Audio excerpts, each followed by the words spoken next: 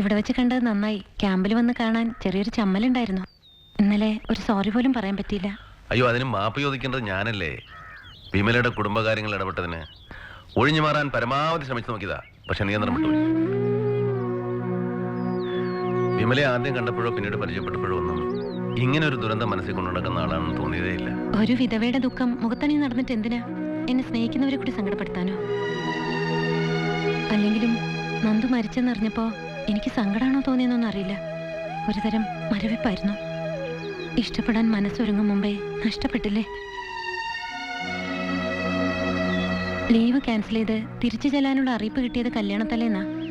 ഒരുക്കങ്ങളെല്ലാം പൂർത്തിയായതുകൊണ്ട് ചടങ്ങ് നടത്തിയെന്ന് മാത്രം. കല്യാണപ്പന്തലിൽ നിന്നാ നന്ദു ഇറങ്ങിപ്പോയത്.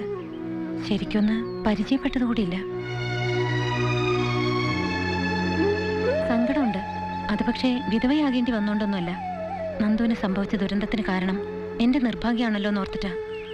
ഒരു ദുരന്തവും ജീവിതത്തിന്റെ അവസാനമാകുന്നില്ല. അങ്ങനെയാണെങ്കിൽ ഹിരോഷിമയിലും നാഗസാക്കിയിലും പിന്നെ ജീവിതമേ ഉണ്ടാകാൻ പാടില്ലല്ലോ. എല്ലാം അവസാനിച്ചൊന്ന് കരുതുന്നിടത്ത് വീണ്ടും പുതിയ പ്രതീക്ഷകളുണ്ടാവും. വരട്ടെ, ഒന്ന് രണ്ടിടത്തൂടി കളക്ഷന് പോകാനുള്ളതാ. ശരി.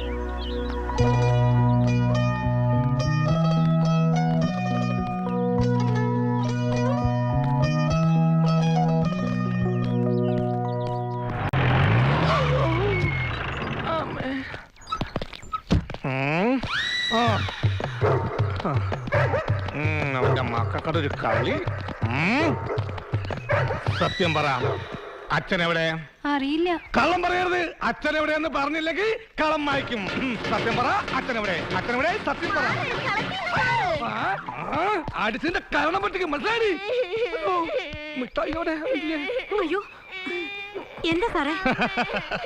നിനക്കൊന്നും അറിയില്ലല്ലേ? പണിക്കരുടെ കബഡി സഞ്ചി വാരി അവൻ ഓടിയത്. അവൻ എന്റെ കൈയിൽ കിട്ടിയ പിഴിഞ്ഞ് ഞാൻ ചാറ് കുടിക്കും.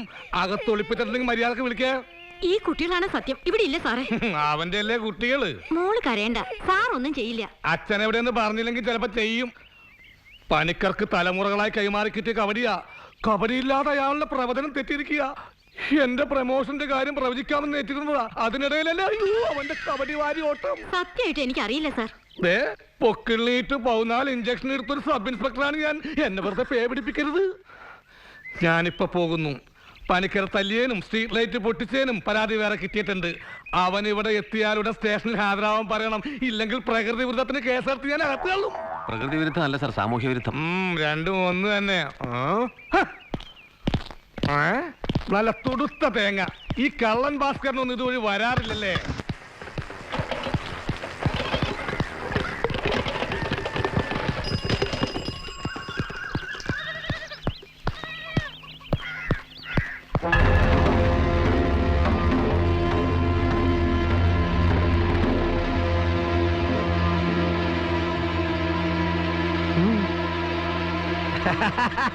എന്താ സാറേ ഈ ഓന്തിന് മൂക്കിപ്പൊടി കൊടുത്ത പോലെ എന്റെ മുറ്റത്തൊരു തെരച്ചില്?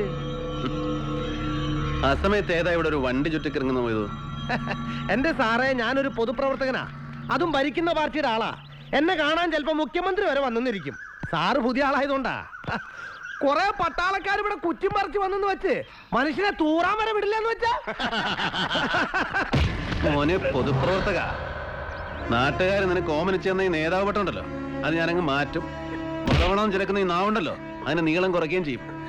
കാണോ നിനക്ക്? എന്താ എന്താ സാറേ പ്രശ്നം? അറിഞ്ഞോ നിങ്ങൾ തീർക്കോ? എല്ലാവരും കേൾക്കാൻ വേണ്ടി പറയാ. നിങ്ങളുടെ എല്ലാം സംരക്ഷണത്തിന് വേണ്ടിയാണ് ഞങ്ങളുടെ പോസ്റ്റ് ഇരിക്കുന്നത്. അതുകൊണ്ട് ഞങ്ങൾ സംശയമുള്ളിടത്ത് കയറും, പരിശോധിക്കും. എല്ലാവരും സഹകരിക്കണം. സഹകരിച്ചേ പറ്റൂ. അത് ഞങ്ങളുടെ കാലത്തും അങ്ങനെ തന്നെയാ. സംശയം തോന്നിയാൽ ഞങ്ങൾ എവിടെയും കയറും.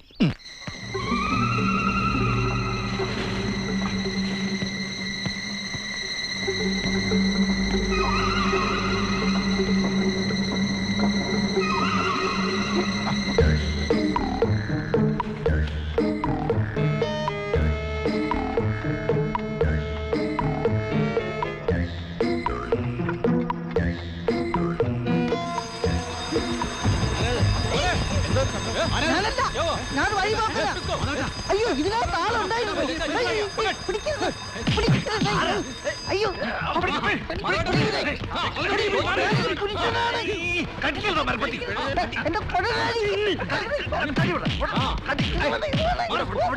എന്താ എന്താ എന്താ എന്താ പ്രശ്നം? മുഖം കാണാനില്ല. ഓഹോ, ഒരു കാര്യം ചെയ്, മുട്ടിന് താഴെ വെടിവെക്ക്. അയ്യോ വെടിവെക്കല്ലേ, ഞാൻ പൊക്കിത്തരാം. ഞാൻ കള്ളം ഭാസ്കരനാണ്.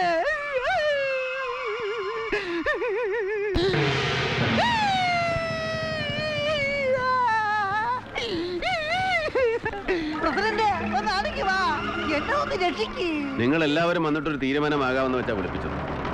ഇവൻ ഇന്നലെ ഇവിടെ മോട്ടിക്കാൻ കഴിയും. ഞങ്ങളുടെ ഒരു രീതി വെച്ച് ഇങ്ങനെ ഒരുത്തൻ ജീവനോടെ മടങ്ങാറില്ല.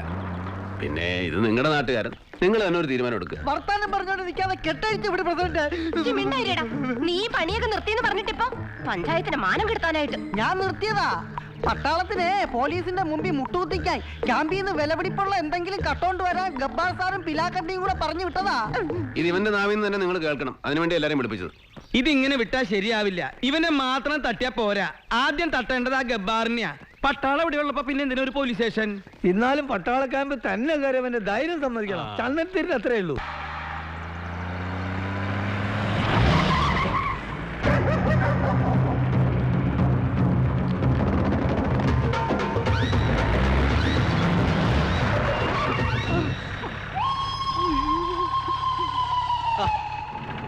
എന്തൊക്കെയുണ്ട് സാറേ വിശേഷം?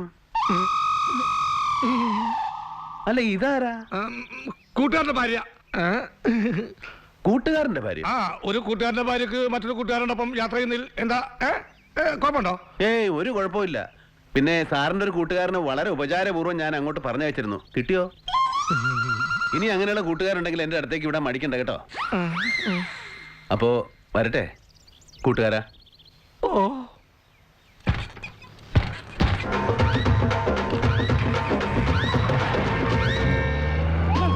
എന്നെ ശരിക്കും അറിയാൻ പാടില്ലാണ്ടാണ് എന്താടി നിന്റെ മുഖത്ത് കറന്തലൂത്തിരിക്കണത്? എന്നാലും നിങ്ങൾ എന്നെ കൂട്ടുകാരന്റെ ഭാര്യയാക്കിയില്ലേ, അപ്പൊ നിങ്ങൾ വേറെയും പെണ്ണുങ്ങളോട് പോകാറുണ്ടല്ലേ? ഓ ദേ, എനിക്ക് ചൊറിഞ്ഞേര് പറഞ്ഞിട്ടുണ്ട്. എടി അതാ പട്ടാളമേതനാണ്. എന്നോടുള്ള ദേഷ്യത്തിന് നീ എന്റെ ഭാര്യയാണെന്ന് അറിഞ്ഞ് അങ്ങേര് നിന്നെ പീഡിപ്പിക്കാതിരിക്കാൻ വേണ്ടിയാ ഞാൻ അങ്ങനെ പറഞ്ഞത്.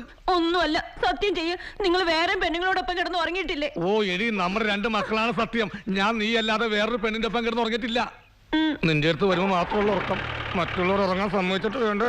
എന്താ? ഒന്നുമില്ല എന്റെ ചെമ്പകം.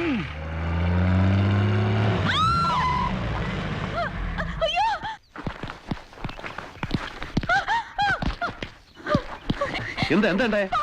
അയ്യോ, പാമ്പ എവിടെ? അകത്ത് ഉത്തരത്തില്. ഓഹോ. അയ്യോ, അകത്തേക്ക് പോണ്ട.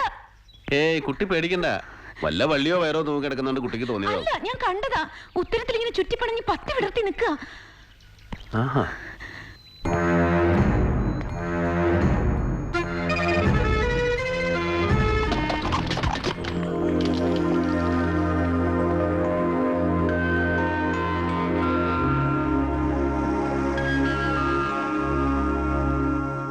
എവിടെ പാമ്പനെ കണ്ടത്? ദാ അവിടെ. കാണുന്നില്ലല്ലോ. ചിലപ്പോ മൂലോടിനുള്ളിൽ കയറി ഇരിപ്പുണ്ടാവും. മൂളിൽ കയറി നോക്കാം. എന്തിനാ സാർ ഇവര് കരഞ്ഞ? അയ്യോ, ആ കുട്ടി ഒരു പാമ്പിനെ കണ്ട് കരഞ്ഞതാ. അകത്തേക്ക് നോക്കിയപ്പോ കാണാനില്ല. ചിലപ്പോ മുകളിൽ എവിടെയെങ്കിലും കയറി ഇരിപ്പുണ്ടാവും. താൻ ഒരു കാര്യം ചെയ്യ്. സർ, പോയ റാപ്പിളിംഗ് ഡ്രോപ്പ് എടുത്തുണ്ടോ? Okay sir. കുട്ടി പേടിക്കണ്ട. അങ്ങനെ ഒരു പാമ്പ് ഇതിന്റെ മുകളിലുണ്ടെങ്കിൽ അതിനെ ഞങ്ങൾ പിടിച്ചിരിക്കും. ഇല്ലടോ.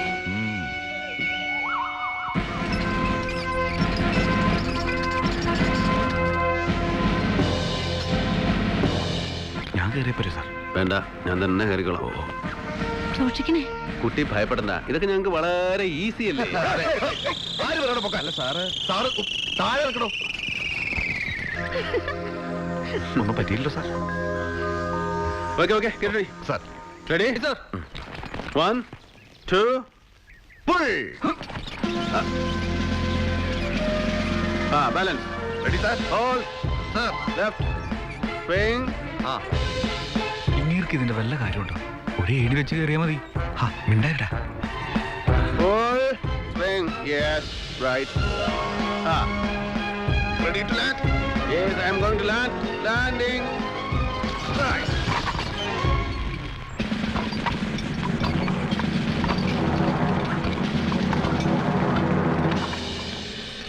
അതവിടെ ഇരുന്നോട്ടെ സാർ. അതൊന്നും കുഴപ്പമില്ല.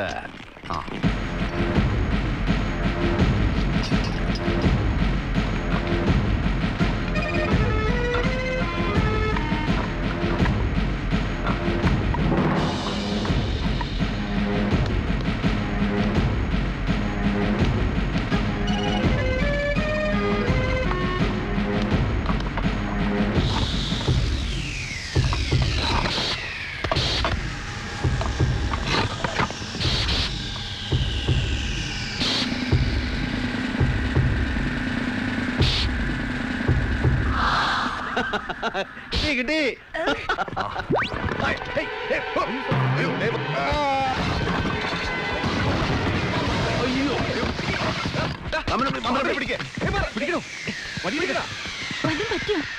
ഇതൊക്കെ ഞങ്ങൾക്ക് ട്രെയിനിങ് സാധാരണയല്ലേ?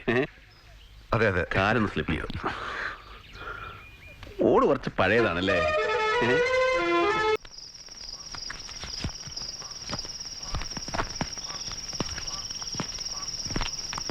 വല്ല കാര്യം ഉണ്ടായിരുന്നു. സത്യം പറ, അണ്ണൻ ആ പെണ്ണിന്റെ മുമ്പിൽ ആളാൻ വേണ്ടിട്ടല്ലേ കയറിയത്? മതി തിരുമ. വേണമെങ്കല്ലേ ഞാൻ കംപ്ലീറ്റ് ചെയ്യട്ടെ. എന്താ ഈടെയായിട്ടൊരു ഇളക്കം? എന്തിളക്കം? ക്യാമ്പിലെ പിള്ളേരൊക്കെ പറഞ്ഞു തുടങ്ങിയിട്ടുണ്ട്. മോദി പോ. അപ്പൊ എന്റെ കോട്ട കോട്ടക്കോ പോടാ പോടാ. ആഹാ, നാളെ തിരുമാമട്ട് എന്നെ വിളിക്ക്, ഞാൻ ഉണ്ടാക്കി തരാം. പിന്നെ പരമശിവനല്ലേ പാമ്പിനെ പിടിക്കാൻ.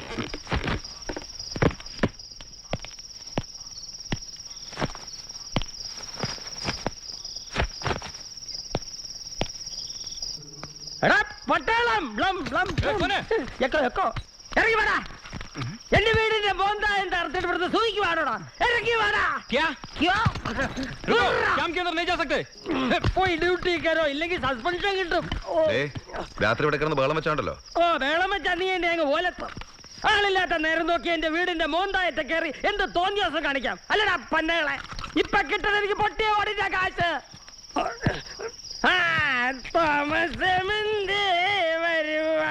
തമ്പുരാൻ എഴുന്നള്ള എന്റെ എത്ര വൈകിയത്. പോയിട്ട് പിന്നെ വാടോ. കുമാരനെ കളി പിടിപ്പിക്കരുത്. എന്റെ വീടിന്റെ കാശൊന്നുമില്ല, എന്റെ ശവം എടുക്കൊണ്ടിരുന്നു. പിന്നെ സാർ, അയാളെ ഇങ്ങോട്ട് വിട്ടേക്ക്. സാർ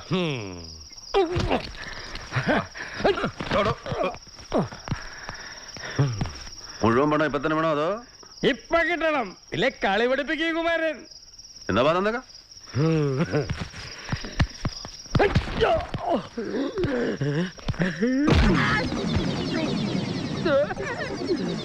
ഇത്രയും മതിയോ അതോ ഇനിയും വേണോ? മതി. എന്നാ പോയി. ശരി സാർ. കിട്ടിയാ? കിട്ടി, പലിശ സഹിതം കിട്ടി.